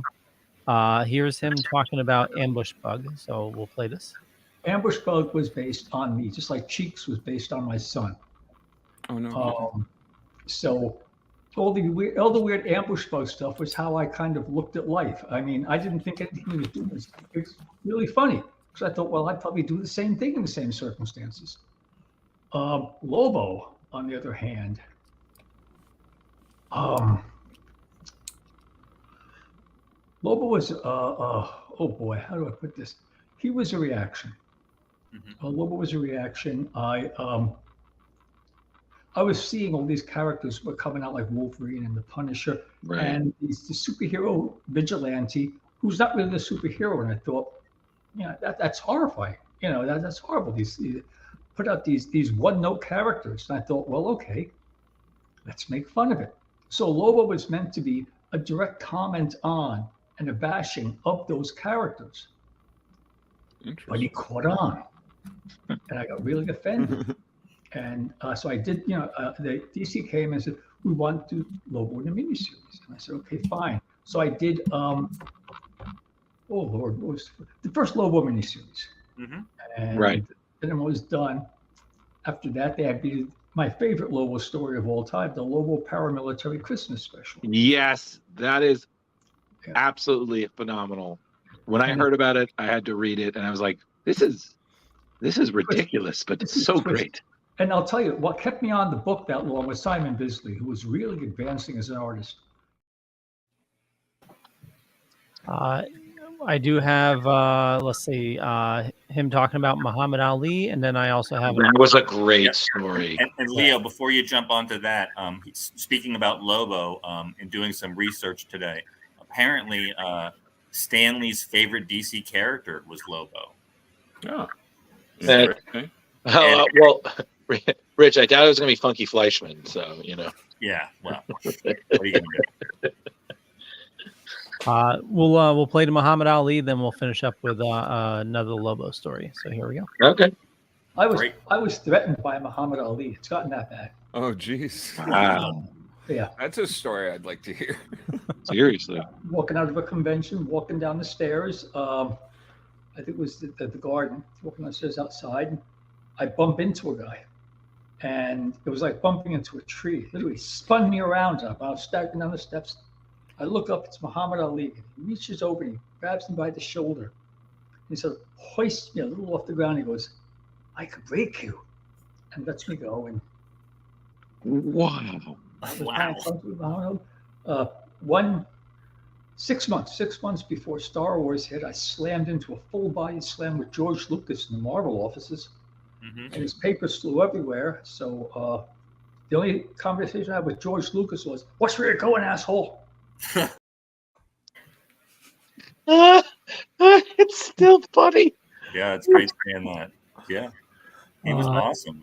You know, the one thing I notice is the small things. Like, it's one of those where, because I don't rewatch our lives after, because I'm always afraid looking at myself. I'm like, you look ridiculous. Can't you sit still? The hell are you looking at? But I don't know if you guys see the whole time Rich is just beaming. He's like, oh my God, this is here. Oh my God, yes, I'm so happy. You're beaming. It's just shining off of you. Yeah, like I almost had to look at sunglasses. That was a huge get for us, and I was honored, and sharing those stories were just amazing. I loved every second of it, and I'm very sad that he's gone. And I remember the day that it dropped. I remember we were talking in the messenger behind the screen, because he made a joke about he put a Facebook post out, apparently post-mortem, me not knowing that. He said that he was sick, and that was any excuse not to go to New York Comic Con. And then I think like literally 10 minutes later, Drew was like, yeah, he just died. And I'm like, what? No, that's got to be wrong. And it was right. So yeah. Well, Paul Levitz, who I took a class with, who was a former, he was DC writer for a long time. He worked with Keith, I believe, on Legion of Superheroes. And he's also one of the DC editor-in-chief for a time being, or someone high up. He had posted it, and I was like, well, I mean, you know, him and funny enough, Bleeding Cool. Normally, I don't really pay attention to a lot of Bleeding Cool stuff, but I was like, well, that's two sources. I was like, you know, and I felt so bad because Rich, you were like, no, like he just made this thing about me and Mitch commented on it, and later on, more people, and you're like, oh, I guess he really did, and you were like, whoa, yeah, because you know, we thought we'd had at least a couple more years. Hey, Jeff. Jeff says Jeff. hi. Says nice shirt, Jar Jar. I'm telling you, all the bitches love this shirt. But you are engaged, so you know. So Jar's sweater brings all the bitches to the yard. Yes. Yeah, except if they've got kryptonite, because their kryptonite ain't better than yours. This last clip for Lobo is a little bit long. It's 2 minutes. Oh my God, that's so long. And 42 seconds. So we'll let that play, and then we will go to Scooby Doo. Like our moment of silence. Mm-hmm. There we go. All right. There we go. There's an actor. It was an actor. This is called Andy Wojnarowski. Mm-hmm. He's huge and he's muscular, and that was like Lobo should at least have somebody who's version on 7 feet tall, probably taller, and muscular, and not very bright. Mm-hmm. And the problem with Lobo is they keep trying to make a Lobo movie and make him the hero. And I said, no. You approach Lobo the same way you approach Michael Myers or Jason Voorhees. Mm-hmm. He's the big villain. The villain drives the piece. Introduce he's going to assassinate the president, and some spunky Secret Service agent foils it. Or just introduce another character to go up against him. Lobo's the bad guy. If he was in a Fantastic Four movie, he'd be Dr. Doom. Right. So to bounce back with Lobo, and I'm pretty sure I know the answer to this already, but with the reboot of DC happening, you know, in the theaters, what are your thoughts on some fans asking for Jason Momoa to be recast as Lobo? He'd work. He'd work as a character. I think I don't bother with the casting of the characters.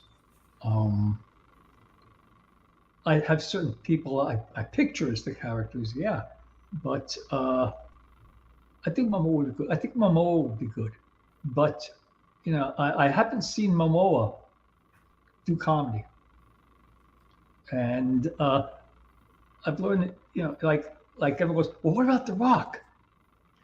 No. Physically, he'd be kind of right, but his comedy is broad. Right. He lays into the joke. And Lobo, you can't lay into the joke. You just got to say it and move on and wait maybe 15, 20 minutes and people go, oh my God, that was horrible. Yeah. And that was the That's whole Lobo. idea. That was the whole idea with Lobo. It was, how can I push it far enough? I once told who was Dick Giordano on Lobo. I said, look, I'm going to do this Lobo miniseries, and I might do a few afterwards. But the first time you come at me, ask me to change something, I walk. It's so funny about Lobo because I'd seen him in certain other things, like featured in a comic. Yeah, so we'll definitely miss him. He was definitely a character and didn't mince words, that's for sure. Oh no! Watching that- you guys do that interview was just like all those questions go out the window.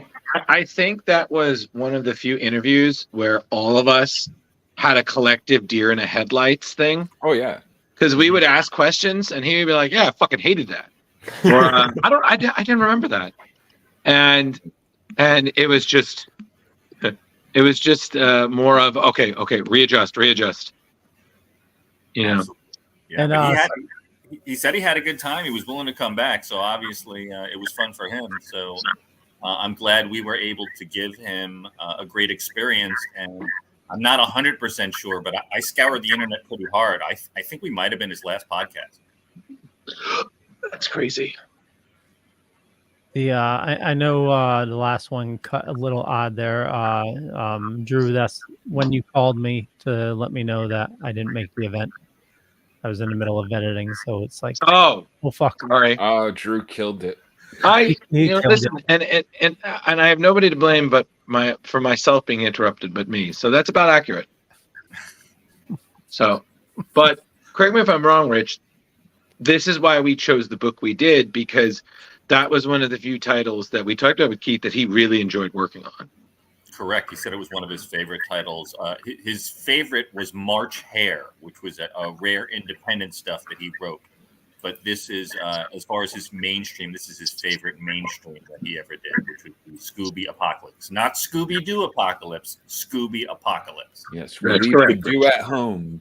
And I Or don't know what on, you guys thought about that book, but I thought the depiction of the whole gang was just amazing. I thought between Keith's vision and J.M. Dematis or Demeteus, depending on who's talking about it, or the history with him. Yeah, he had quite a bit of exposition in it, and they made fun of that in almost every cover. So good time. And then you also have these phenomenal. Either you have Howard Porter, who did just his artwork has always been great. Yeah. Or then you have of course, the amazing Jim Lee covers. Yeah. And let's not forget Howard Porter also worked on Justice League International, also with Keith back in the day. Yep, absolutely. It all ties in. I was a fan of Scooby-Doo as a kid. I think pretty much anybody who watched cartoons, especially ones in the 80s, 90s, and now I can say in the 2000s, you've watched Scooby-Doo at one point or another. Yeah. And, Scooby has gone through a lot of changes. I mean, obviously, when you look at the 60s to the current Scooby, obviously you had to upgrade things. But I liked what they did with this. I felt like it was a clever way to modernize them and make them different enough to acclimate to this current timeline, but also still stay true to their characters as we know them. I say they were on point for all their characters. Yeah. Nobody, like you read them and you were just like, yeah, that's Shaggy. That's Velma. Mm-hmm. Nobody was. No writing for these characters where you just like they would never say that. They would never do that. Yeah, you can incorporate the appetites of Shaggy and Scooby, and it's all done in a way where it doesn't seem like too silly or anything. Yeah, and And I feel like going with a horror approach, it upped the ante in a way that really brought out the best in the characters, because we were so used to, it's like in the show, they believed every villain they ever faced was actually like a spooky supernatural threat. So in this case, the entire world was a spooky supernatural threat. So it kind of felt like Scooby-Doo 2, when the monsters are actually real. Right. But I like, this is kind of like in real world, because I love the way that they explain how Scooby can talk. There's tech associated with that. And then on the opposite end of that, Scrappy-Doo, who is evil in this. Right. Is he evil or just misunderstood? No, he's evil. He's evil. He's evil. Later on, he gets a little less evil. Because then it's like, I'm a bad dog, but some of it was because I'm a motherfucking alpha. And the last issue of the arc that we read, the first 6, which kind of gets into who the 4 that are behind this apocalypse, possibly behind the apocalypse, really got me excited. And I'm like, oh, now I actually want to read, because it was getting to a point I was like, oh, well, they're zombies and now they're going into monsters. I guess that's Scooby-esque, but it's really not making sense to the story right now. Right. And I was like, all right, well, that just tied me all back again to make it personal with them. I don't want to ruin it for anyone, but Well, yippee-yo. Yeah. So Carrie and Leo, what did you two think? Because this is a democracy, so everybody gets to talk. Go for it, Carrie. Oh, I really enjoyed it. The artwork was wow, not what I was expecting at all, and it was a much more progressive story than I was expecting as well. I wasn't, I was thinking Scooby-Doo, and then it was just like, oh wow, this is an entirely different world we're putting all the characters in, but it does, like you were saying, all makes sense the way they were cast. They didn't start out all knowing each other, but there were tie-ins with each of them enough to where they were connected. And then when you have an apocalypse going on, it forces characters to become a party, like more, to totally. You act more like a friend with somebody if it's like you're one of 5 people against the world than you would if you just met somebody. So I think and all the explanations behind like Scooby's tech and things like that. So how he was able to communicate, why Shaggy was there. It was very cohesive. It was very good. Yeah, totally. I will finish reading it probably. Yeah, Leo, what did you think? Yeah, I thoroughly enjoyed it. It's I loved Scooby-Doo growing up, and this here, each character, as I'm reading, I'm hearing the cartoons in my head. I love the relationship between, Shaggy and Scooby, where Shaggy's a dog trainer. I love that they went that aspect. And, I adore that, Scooby is not the runt of the litter, but he's sort of like the defect from the, from the tests. And, he was going to be put down, and Shaggy's like, no, it's, yeah, absolutely. It was a lot of fun to read, and it was a great story. Oh, totally. Yeah. Like I said, it's just the way that they came together. And on top of it, I think that's the thing with teams is you have to make it organic. Because if it's just a little too far-fetched, you can't pull your audience in. Like, it makes sense how all of them would end up sticking together. And then, of course, everything important, right down to how Scooby met Shaggy, right down to how he can talk, right down to the mystery machine. Yeah. Yeah. And I call it the mystery machine. And Daphne knowing how to use guns. Yeah. She's a badass. She had that Princess Leia moment. She's like, oh, Daddy took me. And then you have the arts. I mean, Howard Porter, I believe, is the art for most of this. I mean, he has had just such experience drawing through his career. At one point, he was one of the main artists for Grant Morrison's run of JLA. So, if you ever work with Grant Morrison, you're going to be drawing a lot of weird shit. So, Um, And terribly He- nice guy too. I met him at a local signing once. Terribly nice guy. what, Howard? Yeah, Howard. And I remember he like banged out 3 little 4x6 sketches for Logan at the time, like in no time flat, like 15 minutes. So That's amazing. He's been on my list for years, especially because I loved Scooby Doo Apocalypse.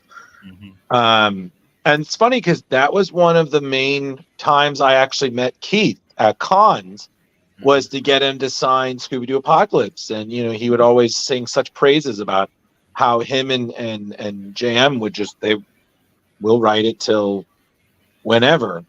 Yeah, it was 35 issues. At one point, Keith wasn't writing it, so it was solely JM.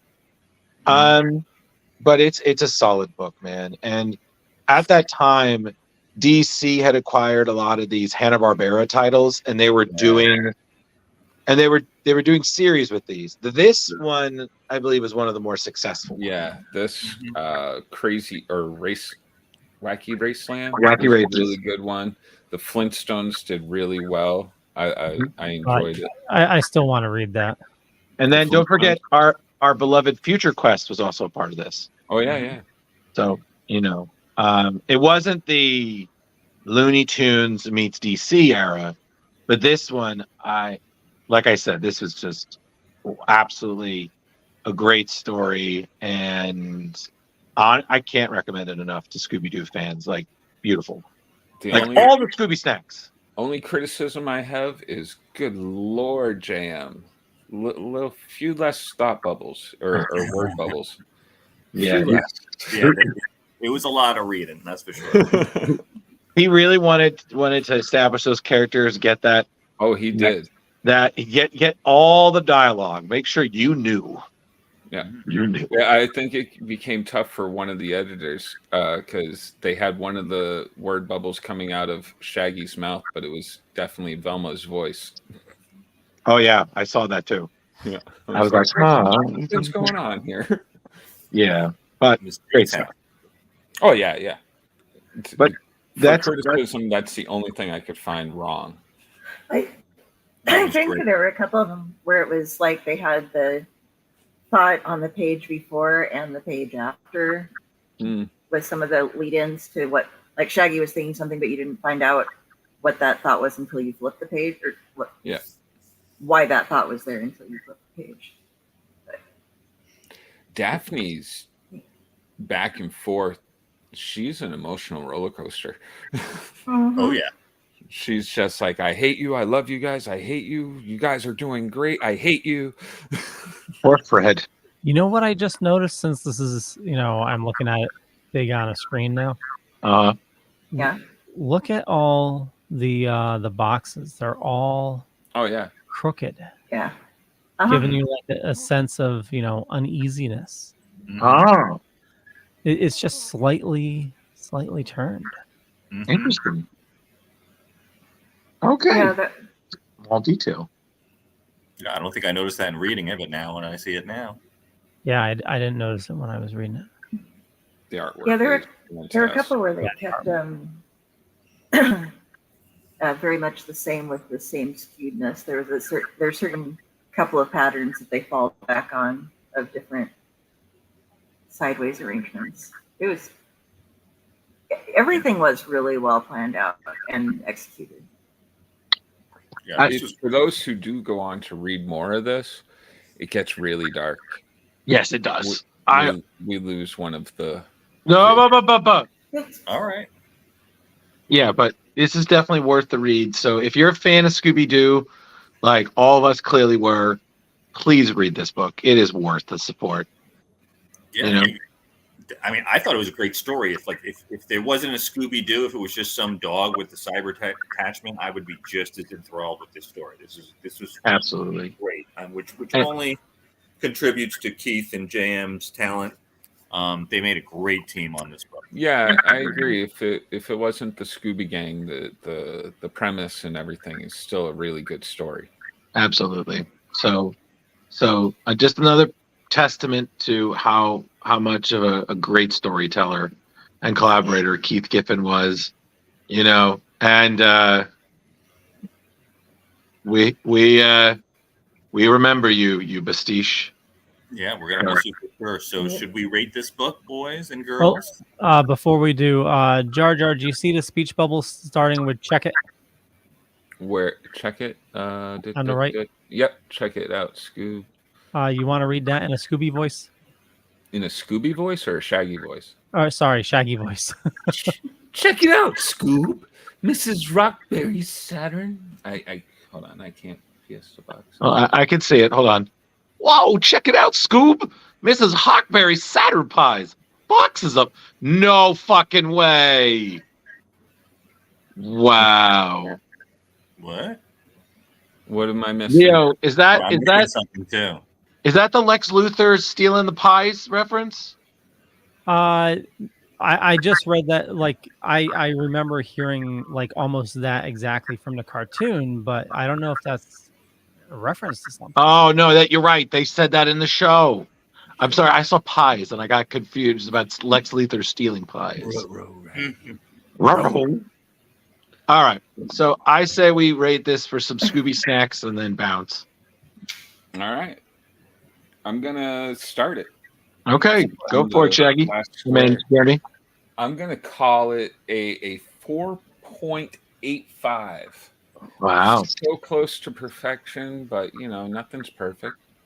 Okay, it's got the nostalgia. It brings everything to a new frontier. It's everything except for, good Lord, I could have used a few less words. Thank you, Jeremy. We got that. Next, Leo. I'm gonna copy Jar Jar. Yeah, 4.85 Scooby snacks. Yeah, the artwork was great. The story was great. Just it was a lot of fun reading it, and yeah, I just thoroughly enjoyed it. All right, Terry. I'm going to cut back just a hair and go with 4.75 because it was really good, but I do have my I have to have something that I saved for my perfection levels, and it was great though. I highly recommend it to pretty much everybody. Yeah.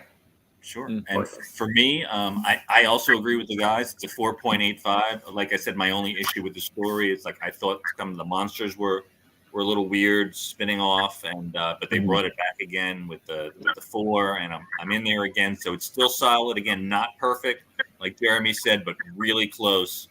And I'm going to miss you, Keith, and we're going to miss our second episode with you, and we'll be thinking about you and doing more tribute shows to you in the future.